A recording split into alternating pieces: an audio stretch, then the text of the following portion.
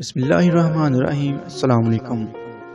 दोस्तों, उस्ताद साहब ने क्लास में मौजूद जिस्मानी तौर पर एक मजबूत बच्चे को बुलाया, उसे अपने सामने खड़ा किया, अपना हाथ उसके कंधे पर रखा और बोले, तगड़ा हो जा। फिर उसे नीचे की तरफ धकेलना शुरू कर दिया, यूं कह लीजिए कि दबाना शुरू कर दिया।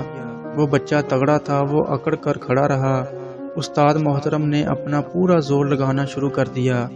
वो बच्चा दुबने लगा और बिल आखिर आहिस्ता आहिस्ता नीचे बैठा चला गया। उस्ताद मोहतरम भी इसे दबाने के लिए नीचे होता चला गया। वो लड़का आखिर में तकरीबन गिर गया और इससे थोड़ा कम उस्ताद मोहतरम भी ज़मीन पर थे। उस्ताद साहब ने इसके बाद उसे उठाया और क्लास से मुखातब हुए, आपने देखा मुझे इस बच्चे को नीचे गिराने के लिए कितना ज़ोर लगाना पड़ा।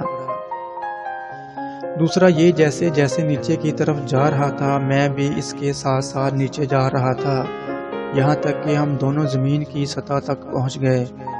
वो इसके बाद रुके, लंबी सांस ली और बोले, याद रखिए, हम जब भी ज़िंदगी में किसी शख्स को नीचे दबाने की कोशिश करते हैं तो सिर्फ हमारा हदफ ही नीचे नहीं जाता, हम भी उसके साथ ज़मीन की सतह तक आ जाते हैं, मतलब इंसानियत से गिर जाते हैं।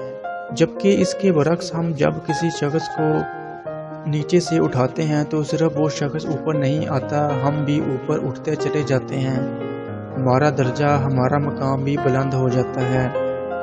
उस्ताद साहब इसके बाद रुके और बोले, बाकमाल इंसान कभी किसी को नीचे नहीं गिराता, वो हमेशा गिरे हुओं को उठाता है और उनके साथ साथ खुद भी ऊपर उठता चला जाता है, वो बुलंद होता रहता है। अल्लाह हाफिज़।